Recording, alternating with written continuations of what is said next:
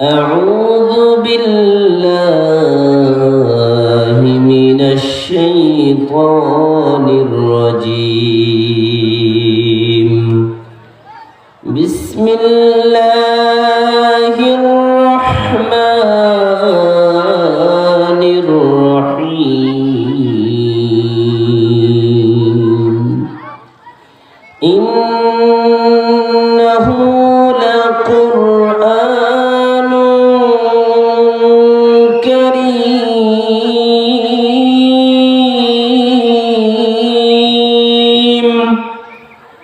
في كتاب مكنون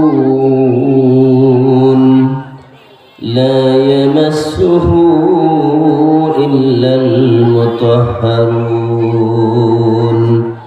آمنت بالله صدق الله العظيم ধবলপুরি জনতার বাজার ইকরা নুরানি কিন্ডারগার্টেন মাদ্রাসার উন্নয়ন কল্পে আজকের এই ঐতিহাসিক তাফসীরুল কোরআন মাহফিলের সম্মানিত সভাপতি জনাব মোহাম্মদ আব্দুল মালিক, সভাপতি ধবলপুরি কেন্দ্রীয় জামে মসজিদ, আজকের এই ঐতিহাসিক তাফসীরুল কোরআন মাহফিলের প্রধান মেহমান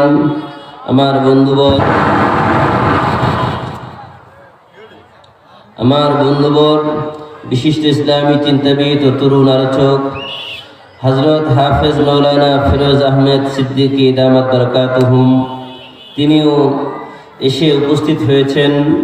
আমরা তিনার জন্য দোয়া করি, আতালাল্লাহু ফি উমরিহি ওয়া বারাকা ফি হায়াতি। আমার আগে আলোচনা করেছেন বিভিন্ন আপনাদের এলাকার বিভিন্ন বিশিষ্ট আলেমে দ্বীন এবং বিভিন্ন এলাকা থেকে বিভিন্ন বিশিষ্ট আলেমগণ, এবং আজকের এই মাহফিল যাদের অক্লান্ত পরিশ্রমে এই মাহফিল এই পর্যন্ত বাস্তবায়ন হয়েছে, আমার সামনে উপস্থিত দিনদার ইমানদার ভাইরা এবং পর্দার অন্তরালে অবস্থানরত অত্যন্ত শ্রদ্ধাভাজন সর্বগুণের গুণান্বিতা মা ও বোনেরা, সবার প্রতি সালাম নিবেদন করছি। আসসালামু আলাইকুম ওয়া রাহমাতুল্লাহ। আপনারা কি সবাই জেগে আছেন না ঘুমিয়ে আছেন? সবাই কি জেগে আছেন না ঘুমিয়ে আছেন? আপনারা মাহফিলে আসতে পেরে খুশি না বেজার? জোরে চিল্লায় বলতে হবে, খুশি না বেজার? কি ভয় পাচ্ছেন নাকি? কথা বলতে ভয় পাচ্ছেন? আরে ভয় তো আমরা করবো, আপনারা তো শুধু শুনবেন, তো ভয়ের কোনো কারণ আছে নাকি?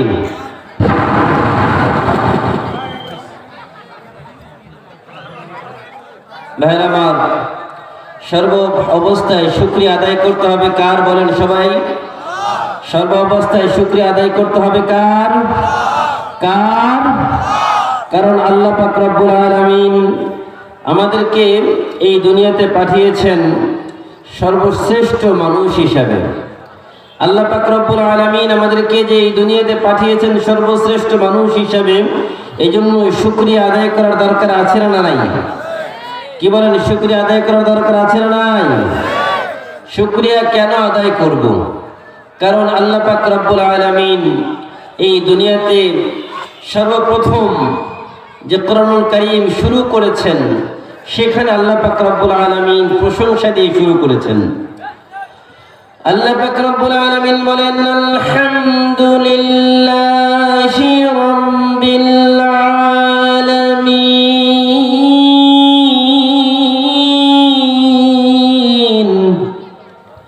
আর রহমানির রহিম মালিকি ইয়াউমিদ্দিন। আল্লাহ পাক রব্বুল আলামিন পবিত্র কোরআনুল কারীম শুরু করেছেন তার প্রশংসা দিয়ে, এবং আল্লাহ পাক রব্বুল আলামিন তার হাবিবের প্রতি যে কোরআন নাজিল করেছেন, এটা আল্লাহ পাক রব্বুল আলামিন প্রশংসা দিয়ে শুরু করেছেন। আল্লাহ পাক রব্বুল আলামিন বলেন, আলহামদুলিল্লাহিল্লাযী আনজালা আলা আবদিহিল কিতাবা ওয়া লাম ইয়াজআল লাহু ইওয়াজা কাইমান লিয়ুনযিরা বা'সান শাদীদা من لدنه ويبشر المؤمنين আল্লাহ পাক রব্বুল আলামিন বলেন সমস্ত প্রশংসা ওই আল্লাহর জন্য যিনি তার বান্দার প্রতি কোরআন নাযিল করেছেন আর ওই কোরআনের মধ্যে কোনো বক্রতা নাই কোনো বাঁকা নাই সবকিছু সোজা আল্লাহ পাক রব্বুল আলামিন বলেন কাইয়িমান লিয়ুনযিরা বা'সান শাদীদা যারা এই কোরআন মানবে না তাদেরকে আপনি ভয়ঙ্কর শাস্তির সুসংবাদ দেন কাইয়িমান লিয়ুনযিরা বা'সান শাদীদা মিন লাদুনহু ওয়া ইউবাশশিরাল মুমিনিনা আল্লাযীনা ইয়া'মালুনাস সালিহাত আন্না লাহুম আজরান হাসানা আল্লাহ পাক রব্বুল আলামিন জানিয়ে দিলেন কোরআনুল কারীম যারা মানবে না তাদের জন্য ভয়ঙ্কর শাস্তি রয়েছে আর যারা মানবে তাদের জন্য সুসংবাদ রয়েছে আমরা কি কোরআনুল কারীম সবাই শুনতে চাই সবাই কথা বলতে হবে সবাই শুনতে চাই সবাই শুনতে চাই ভাইরা আমার কোরআন শোনার কিছু আদব রয়েছে এই কি সমস্যা তোমাদের দেখেন তো এটা কি সমস্যা না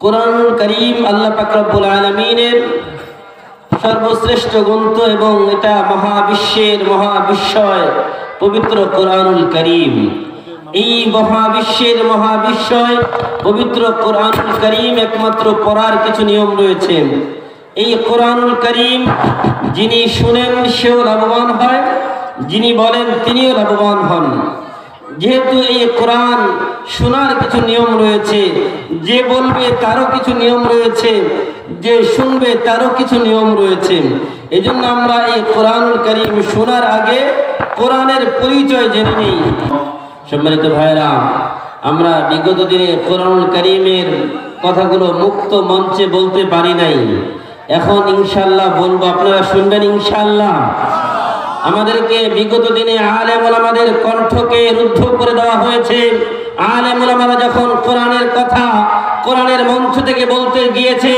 তখন আলেমদের কণ্ঠকে স্তব্ধ করার জন্য বিভিন্ন দলের বিভিন্ন পেতাত্তারা আলেম ওলামাদেরকে কুণ্ঠাসা করে রেখেছে বলেন ঠিক কিনা সুতরাং যারা আলেম ওলামাদেরকে কুণ্ঠাসা করে রেখেছিল যারা আলেমদেরকে শুধুমাত্র কোরআনের কথা বলার কারণে আল্লাহর কোরআনের পক্ষে বলার কারণে জেলে বন্দী করেছে জুলুম করেছে ফাঁসির মঞ্চে ঝুলিয়েছিল তারা আজকে আর দেশে থাকতে পারে নাই ঠিক কিনা সুতরাং যারা সামনে আসবে তাদেরকেও সতর্ক করতে চাই অতীত থেকে শিক্ষা নেন যদি সামনে কোরআনের মাহফিলগুলোতে কোরআনের হক কথাগুলো বলতে কেউ বাধা দেয় বিগত দিনের স্বৈরাচারের যে অবস্থা হয়েছিল সামনেও তাদের একই অবস্থা হবে ঠিক কিনা ভাইরা আমার এই জন্য পবিত্র কোরআনুল কারীমের কথাগুলো আমরা শুনবো এবং মানব ইনশাআল্লাহ সম্মানিত ভাইরা আল্লাহ পাক রব্বুল আলামিন এই পবিত্র কোরআন নাজিল করেছেন আমরা কথা বলবো ডাইরেক্ট কোরআন থেকে যে কথাগুলো হবে কোরআন থেকে হবে এর বাহিরে কিছুই হবে না এই কথাগুলো শুনতে রাজি আছি ইনশাআল্লাহ কারণ কিচ্ছা কাহিনীর দিন শেষ কোরআন হাদিসের বাংলাদেশ আগামীর দিন হবে কোরআনের বাংলাদেশ আর এজন্যই কোরআন সম্পর্কে আমাদের সুস্পষ্ট ধারণা থাকা উচিত ভাইরা আমার আল্লাহ পাক রব্বুল আলামিন এই কোরআন নাজিল করেছেন এই কোরআনের সাথে অনেকের পরিচয় নাই কোরআন আসলে কি এটার সাথে পরিচয় না থাকার কারণে তার ব্যাপারে আজমত মহব্বত ভালোবাসা বরত্ব এগুলো নাই এখন আপনি যদি না জানেন আপনার সাথে আমার সাক্ষাৎ যে আমার পরিচয় কি আমার যোগ্যতা কি আপনি কিন্তু আমাকে মূল্যায়ন করবেন না যখন আমার পরিচয় জানবেন আমার যোগ্যতা জানবেন তখন কিন্তু আমাকে আপনি মূল্যায়ন করবেন আপনি আমাকে সম্মান করবেন আল্লাহর এই পবিত্র কোরআনুল কারীম যেটা আল্লাহ তাআলা রাসূল সাল্লাল্লাহু আলাইহি ওয়াসাল্লামের মাধ্যমে আমাদের কাছে পাঠিয়েছেন এই কোরআন সম্পর্কে আমাদের জানা দরকার প্রথম কথা হচ্ছে কোরআনের নাম কি কোরআনের নামকে আপনি যদি প্রথম সাক্ষাৎ কারোর সাথে করেন সাক্ষাৎ করার সময় আপনি জিজ্ঞাসা করেন যে ভাই তোমার নামটা কি প্রথম তো নাম জানা দরকার। কোরআনকে যদি আপনি বলেন কোরআন তোমার নাম কি, তুমি তোমার নামটা বলো। কোরআন তার নিজের ভাষায় বলবে ইন্নাহু লাকুরআনুন কারীম। কোরআন বলে যে নিশ্চয়ই তার নাম হচ্ছে কোরআনুল কারীম, সম্মানিত কোরআন।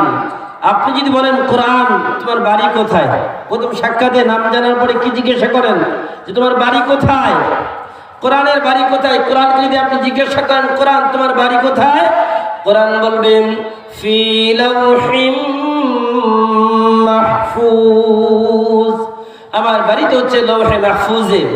এখন যদি কোরআনকে বলেন কোরআন তুমি তো ছিলে লৌহে মাহফুজে, সেই লৌহে মাহফুজ থেকে তুমি দুনিয়াতে এসেছো, তুমি দুনিয়াতে যে এসেছো তোমাকে কে নিয়ে এসেছে? কোরআন বলেন নাযালা বিহি রূহুল আমিন। কোরআন বলে যে একজন রূহুল আমিন তথা জিবরাইল আমাকে নিয়ে এসেছে। কোরআনকে যদি বলেন কোরআন তুমি কার পক্ষ থেকে এসেছো, তুমি কার বার্তা, তুমি কার বার্তা হয়ে এসেছো? কোরআন বলে তানজিলুম মির রাব্বিল আলামিন। কোরআন বলে আমি মহাপরাক্রমশালী আল্লাহর পক্ষ থেকে বাণী হয়ে এসেছি। কোরআনকে যদি বলেন কোরআন তুমি তো আল্লাহর পক্ষ থেকে এসেছো, কার কাছে এসেছো, দুনিয়াতে তোমার ঠিকানা কোথায়?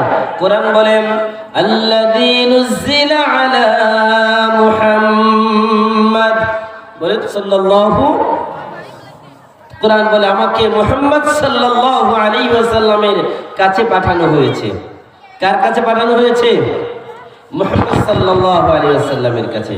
এখন যদি কোরআনকে বলেন কোরআন তোমাকে তো মুহাম্মদ সাল্লাল্লাহু আলাইহি ওয়াসাল্লামের কাছে পাঠানো হয়েছে, এখন তোমাকে ধরতে গেলে কি নিয়ম মানতে হবে, তোমাকে পড়তে গেলে কি নিয়ম মানতে হবে? কোরআন বলে যদি আমাকে পড়তে চাও আমাকে পড়ার জন্য একটা নিয়ম আছে, সেই নিয়মটা কি? কোরআন বলে ফাইদা ক্বরাতাল কুরআনা ফাস্তাইয বিল্লাহি মিনাশ শাইতানির রাজীম। কোরআন বলে যখন তুমি কোরআন পড়বে তখন আমার সাথে সবাই পড়েন আউযু বিল্লাহি মিনাশ শাইতানির রাজীম। কোরআন বলে সকলেই এই আয়াত পড়বে, তার মানে হচ্ছে আমি আল্লাহর কাছে আশ্রয় প্রার্থনা করিতেছি বিতাড়িত শয়তান থেকে। আমরা আল্লাহর কাছে আশ্রয় প্রার্থনা করেছি বিতাড়িত শয়তান থেকে। এখন এই কোরআন তো পড়া শুরু করলাম, কোরআন পড়ার সময় কি আদব? আল্লাহ পাক রব্বুল আলামিন বলেন ওয়াইযা কুরিয়াল কুরআন ফাসতামিউ লাহু ওয়া আনসিতু লাআল্লাকুম তুরহামুন।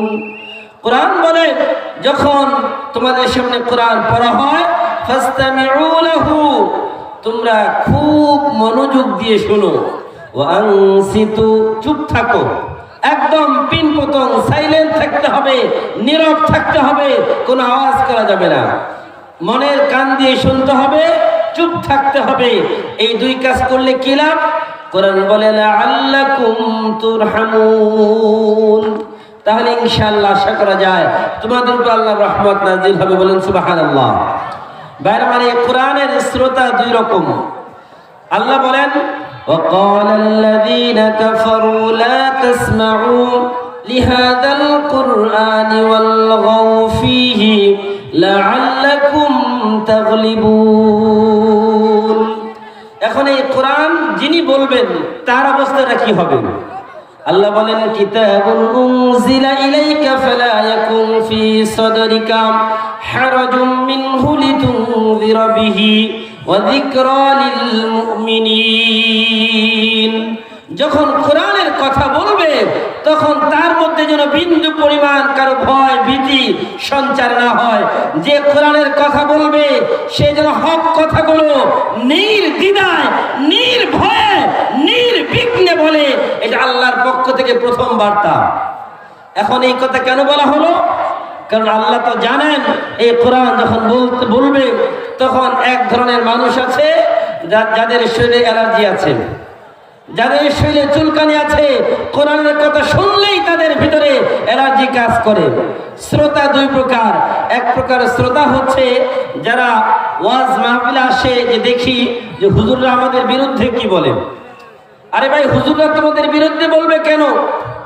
কোরআনের মঞ্চে এসেছো, নিয়ত খাঁটি করে বসো যে কোরআনের কথাগুলো যখন শুনবো যদি আমার বিরুদ্ধে যায়, বুঝতে হবে আমার মধ্যে সমস্যা, আমি আমার নিজেকে সংশোধন করব। তা না করে তুমি দাঁড়িয়ে যদি বেয়াদবি করো, তাহলে এটা কি মুসলমানের বাচ্চা নাকি কাফেরের বাচ্চা? সে কি মুসলমান হতে পারে? পারে না। ভাইরা আমার, আল্লাহ রাসূলের যুগেও এরকম শ্রোতা ছিল দুই প্রকার। এক প্রকার যারা আল্লাহর কোরআনকে মহব্বত আর আজমত ভালোবাসা দিয়ে শুনতো। আরেক প্রকার ছিল যারা কোরআনের বিরোধিতা করার জন্য শুনতো। এই যে দুই প্রকারের কথা বললাম, এরা কারা? আল্লাহ বলেন, ওয়াকালাল্লাযীনা কাফারু লা তাসমাউ লিহাযাল কুরআনি ওয়ালগাউ ফীহি লাআল্লাকুম তাগলিবুন।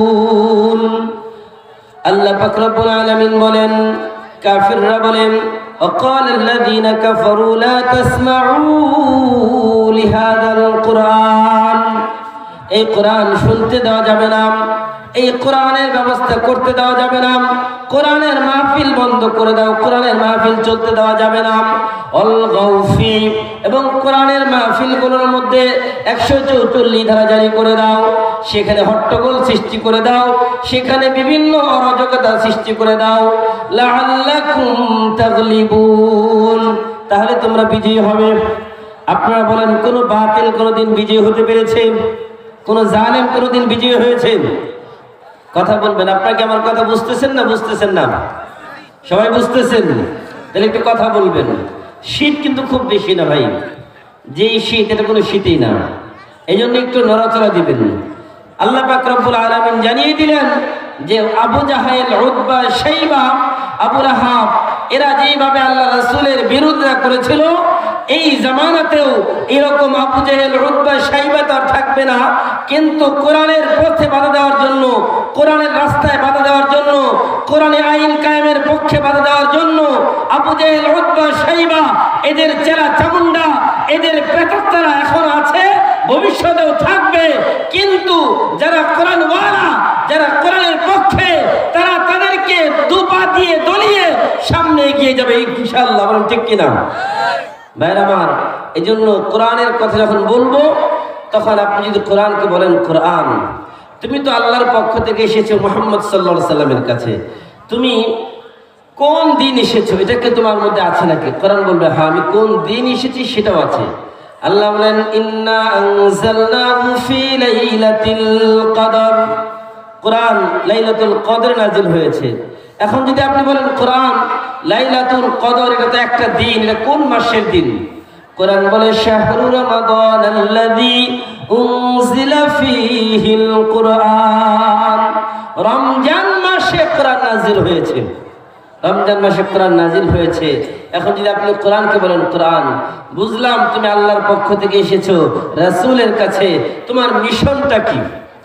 তুমি কি মিশন নিয়ে দুনিয়াতে এসেছো? তোমার তো একটা মিশন আছে, কারণ প্রতিটা মানুষ কাজ করে, তার একটা মিশন থাকে, মিশন ছাড়া কেউ কাজ করে।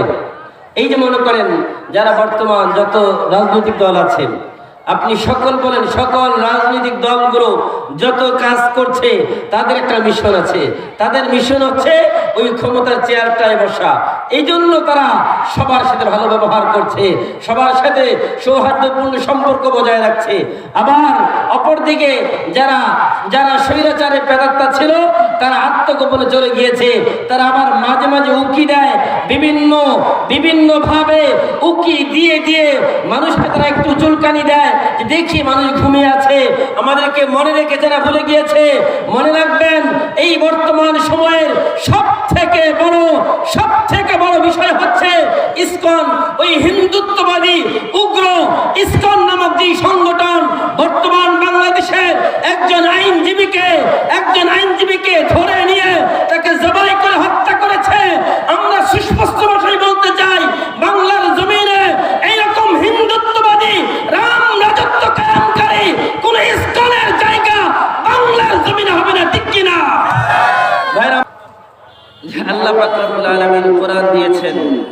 এই কোরআন একটা মিশন নিয়ে পৃথিবীতে এসেছে। কোরআনের মিশন কি? কোরআনকে যদি বলেন কোরআন তোমার মিশনটা কি আসলে, কোরআন বলে হুয়াল্লাযী বা'আসা ফিল উম্মিয়্যিন রাসূলাম মিনহুম ইয়াতলু আলাইহিম আয়াতিহি ওয়া ইউযাক্কিহিম ওয়া ইউআল্লিমুহুমুল কিতাবা ওয়াল হিকমা ইন্নাকা আনতাল আজিজুল হাকীম। আল্লাহ পাক রব্বুল আলামিন তিনি হচ্ছেন মহাশক্তিশালী। আল্লাহ পাক রব্বুল আলামিন তিনি হচ্ছেন সকল সৃষ্টির সৃষ্টিকর্তা।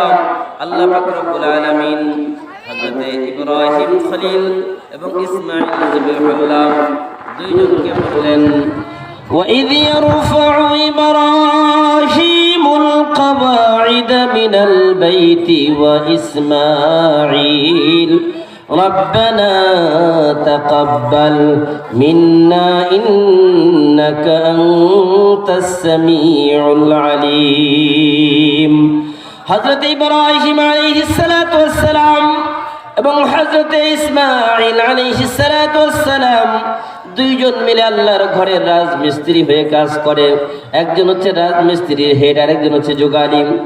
ইসমাঈল আলাইহিস সালাতু ওয়াস সালাম তিনি হচ্ছেন যোগালিম, মাথায় করে করে ইট বহন করে বাবাকে এনে দেয়। আর ইব্রাহিম আলাইহিস সালাতু ওয়াস সালাম তিনি রাজমিস্ত্রি হয়ে বাইতুল্লাহ নির্মাণের কাজ করেন।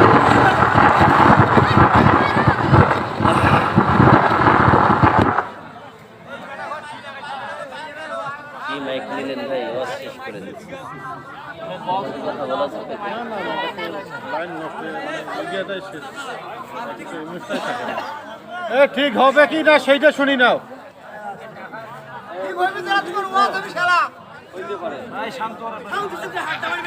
কেউ না উঠি ভাই, সবাই বসে যাই, বসে যাই, কেউ উঠে উঠে করবো না ভাইরা আমার।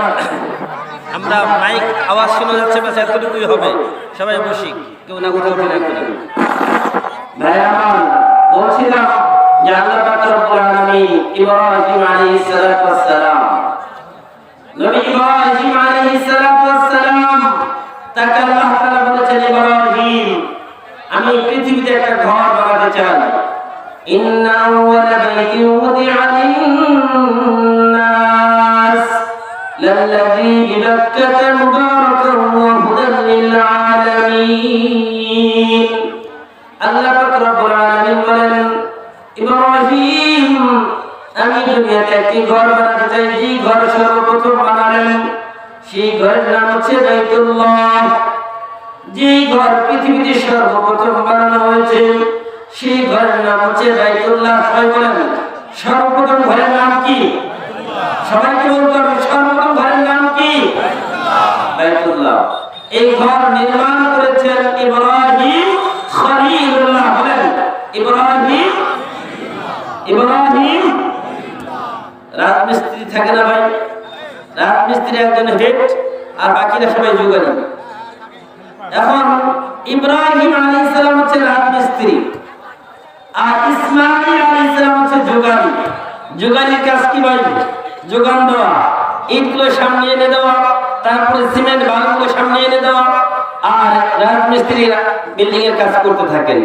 তো দুইজন বাপ বেটা মিলে বাস বাইতুল্লাহ নির্মাণের কাজ করছেন।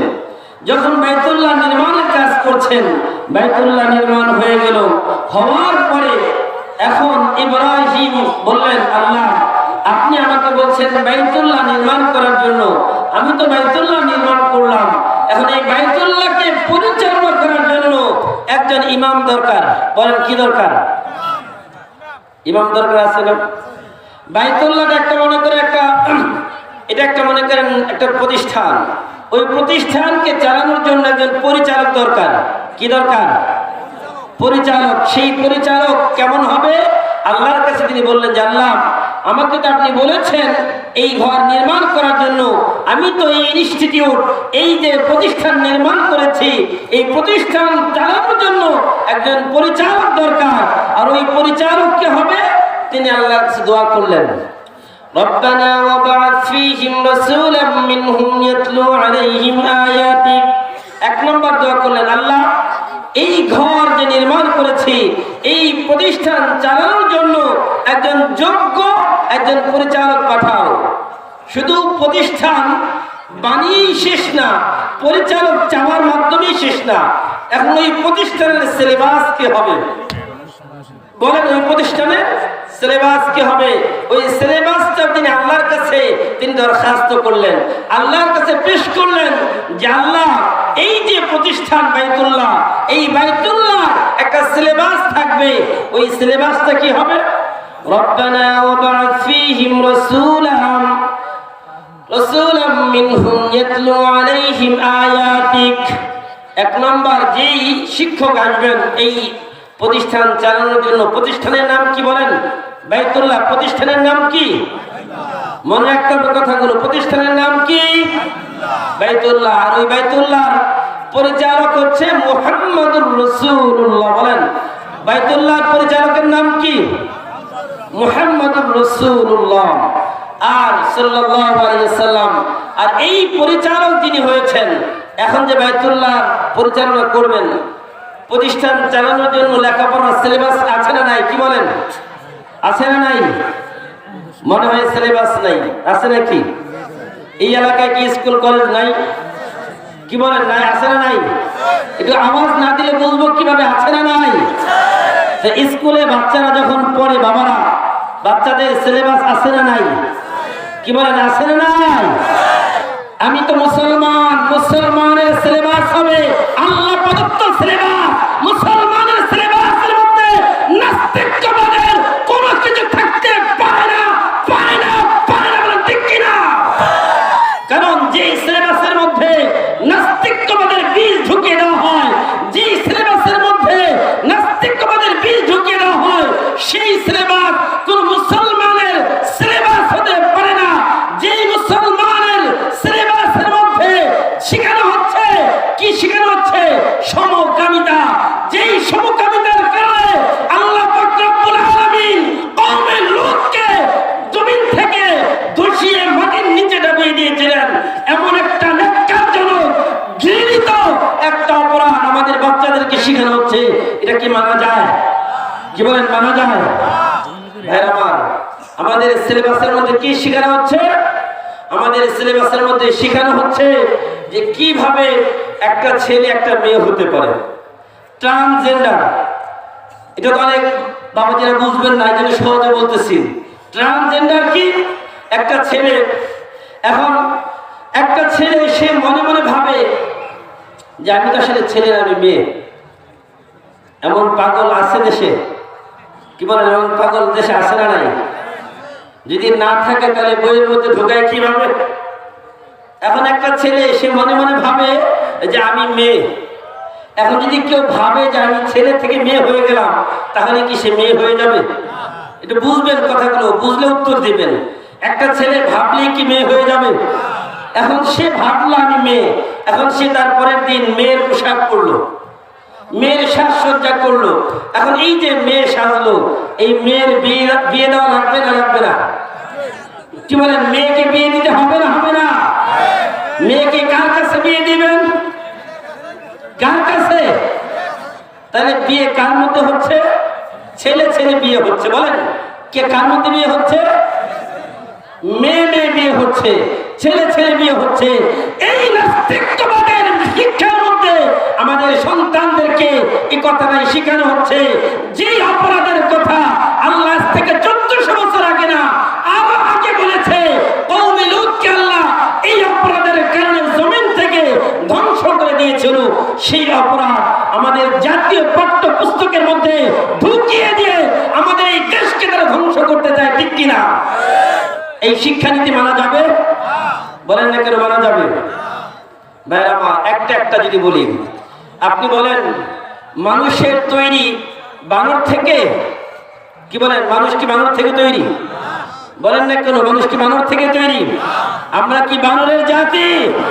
বলতে হবে কথা, আমরা কি বানরের জাতি নাকি মানুষের জাতি? আমাদেরকে বিজ্ঞান নামক থিওরির মাধ্যমে আমাদের সন্তানদেরকে ছবি আঁক করে করে শেখানো হয়। দেখো যে শিম্পাঞ্জি থেকে কিভাবে পর্যায়ক্রমে দীর্ঘ সময় কাল ক্রম অতিক্রম হওয়ার পরে এই শিম্পাঞ্জি থেকে বানর হয়েছে, বানর থেকে মানুষ হয়েছে। এটা কি বিশ্বাস করা যায়? এটা বিশ্বাস করা যায়? এটা নাস্তিক আর মুরতাদ যারা, তারাই বিশ্বাস করতে পারে। আর জাতির সব থেকে বড় শত্রু হচ্ছে নাস্তিক আর মুরতাদেরা, ঠিক কিনা? সুতরাং যারা জাতির শত্রু, তারা তাদের ওই সিলেবাস আমরা কোন মুসলমান গ্রহণ করতে পারি? আমরা ওই সিলেবাস গ্রহণ করতে পারি না। আমাদেরকে বলা হয় যে ভাই প্রতিষ্ঠানগুলোকে কি স্কুল কলেজ ভার্সিটিগুলোকে কি মাদ্রাসা বানাতে চান?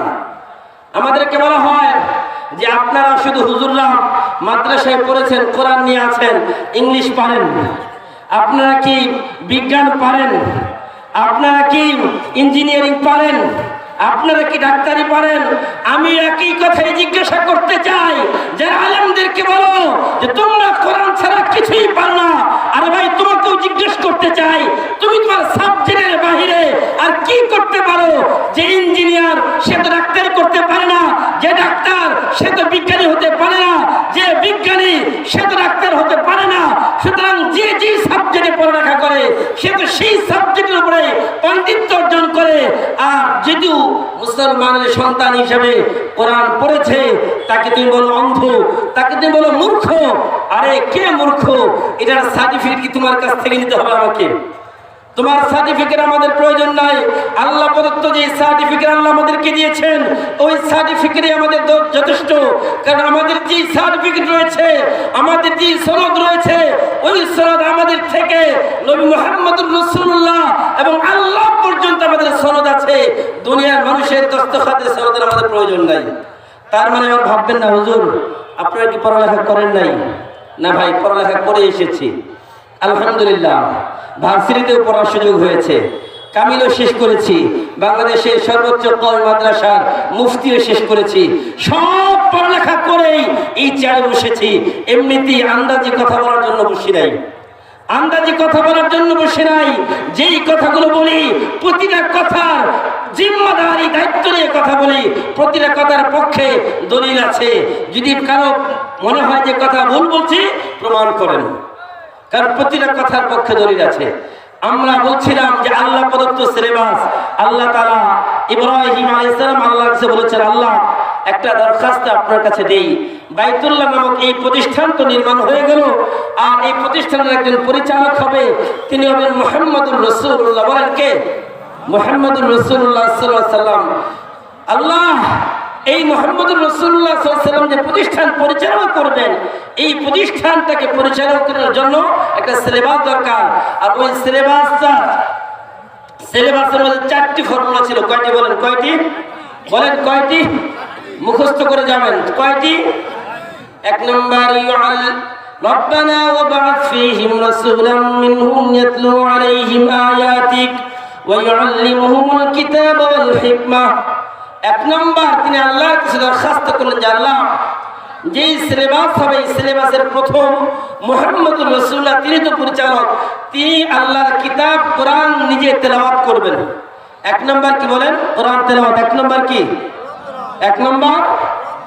2 নম্বর ওয়া ইউআল্লিমুহুমুল কিতাব, কোরআন শিখাবেন, নিজে পড়বেন, অন্যকে শিখাবেন। ওয়া ইউআল্লিমুহুমুল কিতাবা ওয়াল হিকমা। 3 নম্বর মানুষকে হাদিস শিখাবেন। কি শিখাবেন? বলেন না কেন? কি শিখাবেন? আমাদের সমাজে আমার মনে হয় ধবল করে এই এলাকায় নাই, অনেক জায়গায় আছে নিজে নিজে বড় পণ্ডিত, কোনো ওস্তাদের প্রয়োজন নাই, শিক্ষকের প্রয়োজন নাই, নিজে নিজে হাদিস পড়ে পড়ে বড় বড় মুহাদ্দিস এমন এলাকায় আছে না? আছে নাকি? আছে নাকি?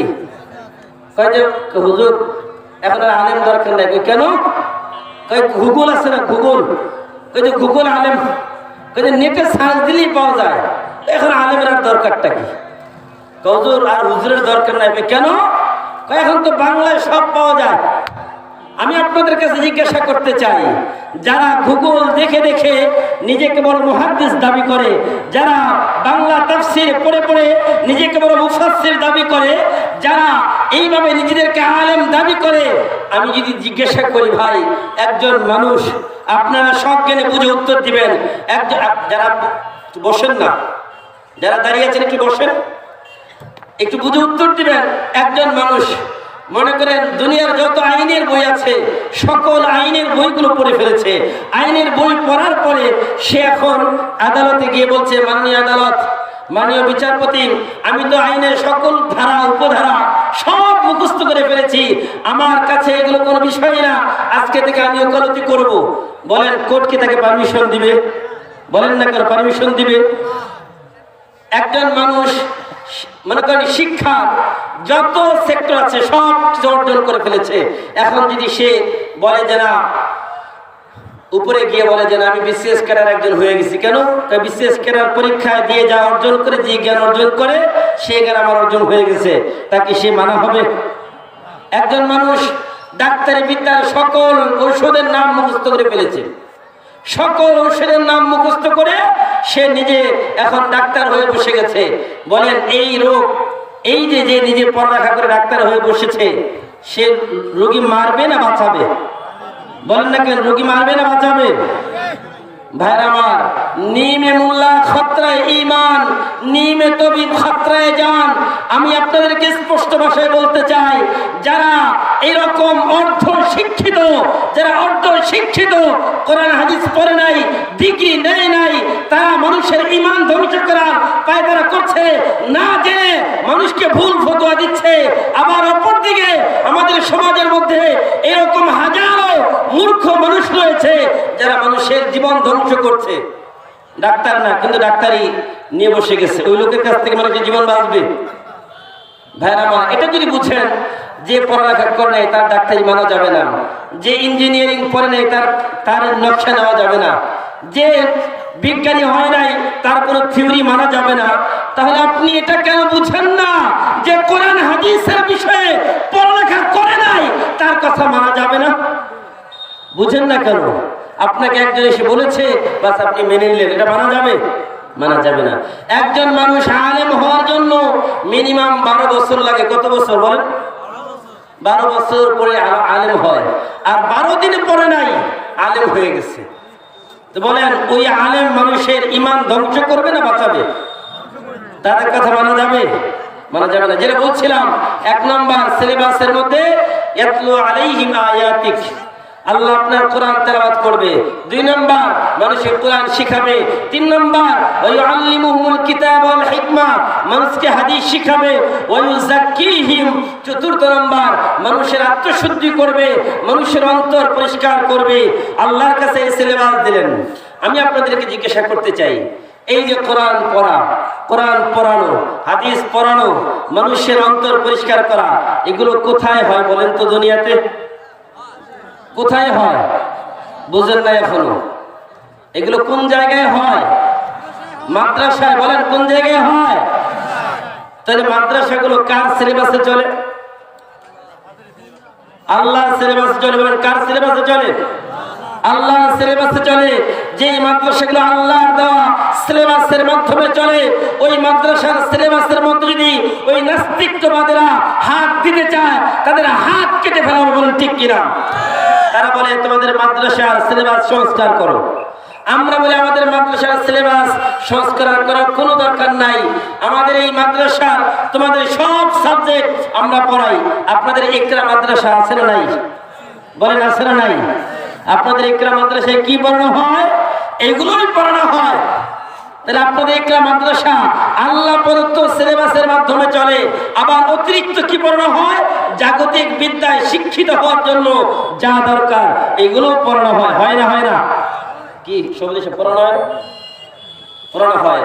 সুতরাং যেই প্রতিষ্ঠানে আপনার আল্লাহ প্রদত্ত সিলেবাস পড়ানো হয় এবং জাগতিক বিদ্যায় শিক্ষিত হওয়ার জন্য, দুনিয়ার বিদ্যায় শিক্ষিত হওয়ার জন্য, দুনিয়ার বিদ্যায় শিক্ষার ব্যবস্থা আছে, ওই প্রতিষ্ঠানে পড়লে লাভ না লস? কি বলেন, লাভ না লস? তাহলে ওই প্রতিষ্ঠান কি ছাড়া যাবে? ওই প্রতিষ্ঠানে সহযোগিতা করলে লাভ না লস? ভাইরা আমার, ওই প্রতিষ্ঠান তো আল্লাহ প্রদত্ত দেওয়া সিলেবাসের মাধ্যমে চলে। এই জন্য এই প্রতিষ্ঠানে আমার আপনার সবসময় নজর রাখতে বলবেন। কেন? আল্লাহ পাক রব্বুল আলামিন বলেন, এই যে কোরআন যে আমরা পেলাম, এখন আমাদের দায়িত্বটা কি?